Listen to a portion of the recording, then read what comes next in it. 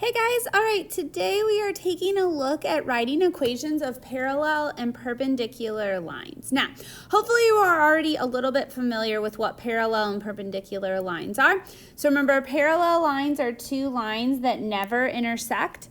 Perpendicular lines are two lines that intersect to form a right angle. Okay, so we're going to start this lesson by talking about parallel lines. The other piece of information that you need to remember for this lesson is slope-intercept form, because that's what we're going to be writing the equations in, that form. And remember, in slope-intercept form, that's y equals mx plus b, where m is the slope and b is the y-intercept. So when we write an equation in slope-intercept form, the two pieces of information we need are the slope and the y-intercept.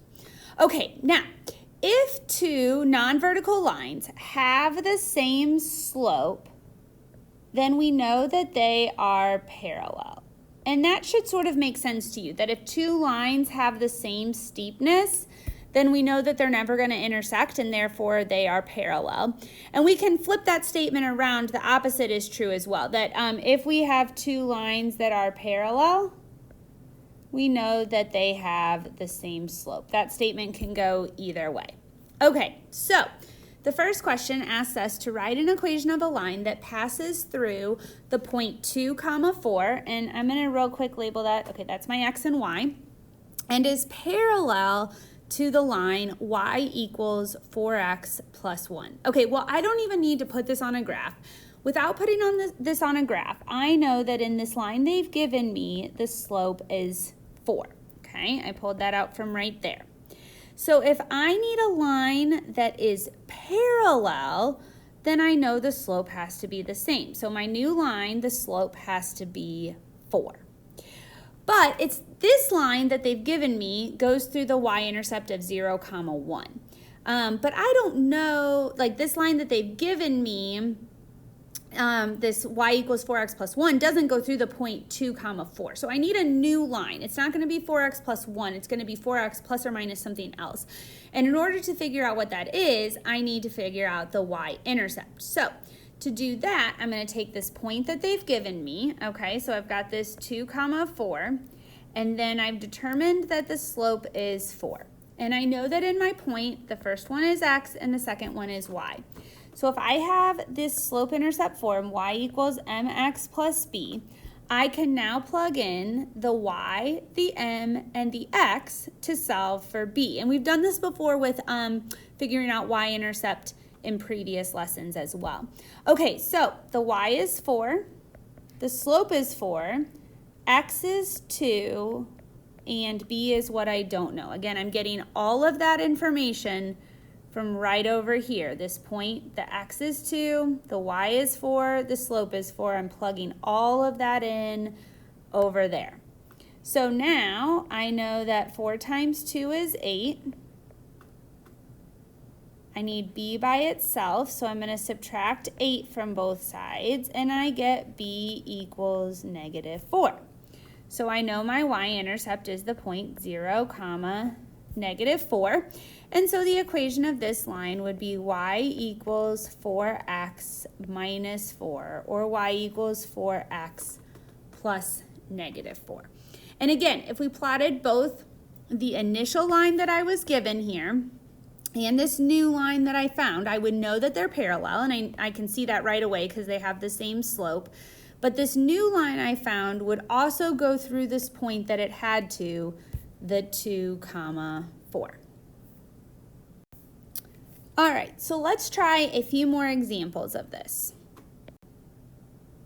The next question says, write an equation of a line that passes through the point -3, -5. So if you want right away, go ahead and label that x and y, and is parallel to the line y equals 3x minus 1. So again, this is already in slope-intercept form, so looking at this equation, I see that the slope is 3, so I know that the line that is parallel also needs to have a slope of 3.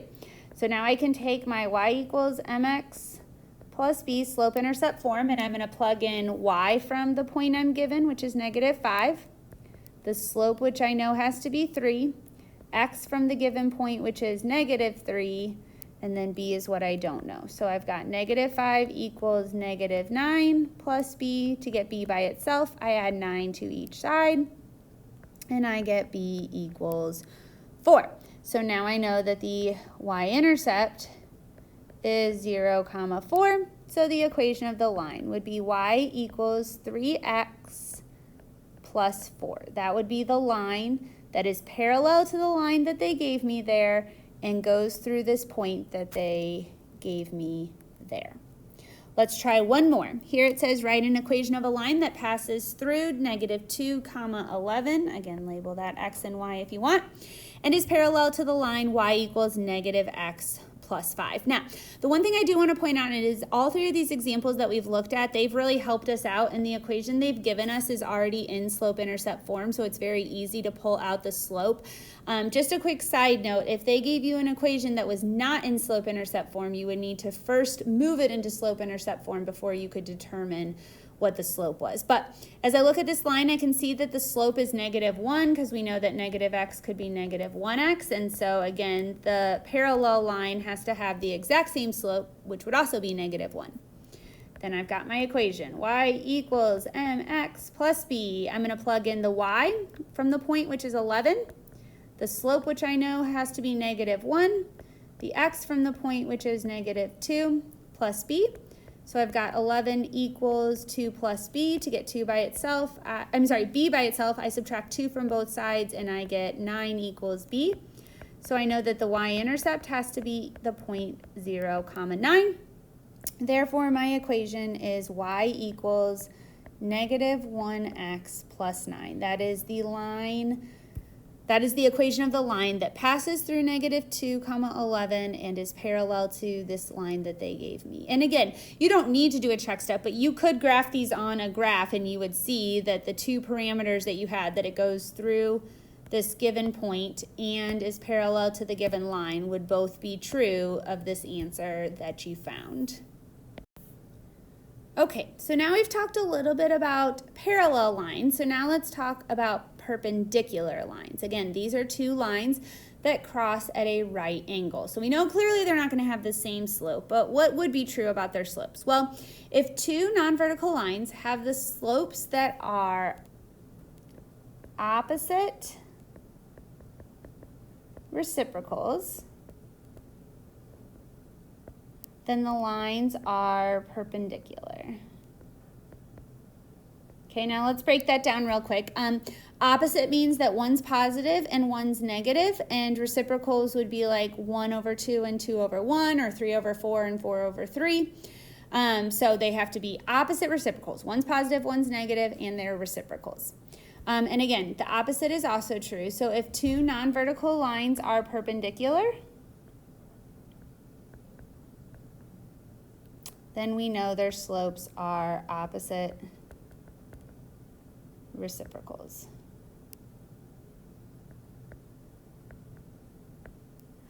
Okay, so we will in just a minute be finding, just like we did before, equations of perpendicular lines that go through certain points. But before we do that, we're going to be given a set of lines like you see in number 1, and it says determine which of the following lines, if any, are parallel or perpendicular. In other words, we're trying to figure out the relationships between all of these lines. Now, before we can figure out whether they're parallel or perpendicular, what we really care about is their slopes. Okay, so of these lines I've been given in A, B, and C, B is the easiest one because it's already in slope-intercept form, so I know that the slope there is 4. Line A is not in slope-intercept form, so the first thing I need to do is get that y by itself. So I'm going to subtract 12x,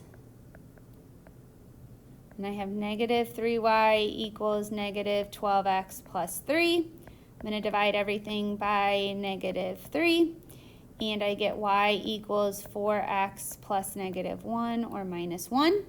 So now I know that the slope of line A is 4. Now I need to move line C into slope-intercept form. So I've got 4y plus x equals 8.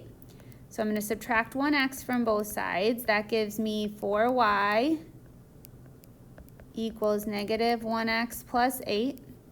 I'm going to divide everything by 4. Again, this is just trying to get it into that slope-intercept form. And I get y equals negative 1/4 x plus 2. So the slope of line C is negative 1/4. Okay, so now that I have the slopes, I can start talking about relationships. And from looking at the slopes, I see that line A and B are parallel because they have the same slope. And line A and B are both perpendicular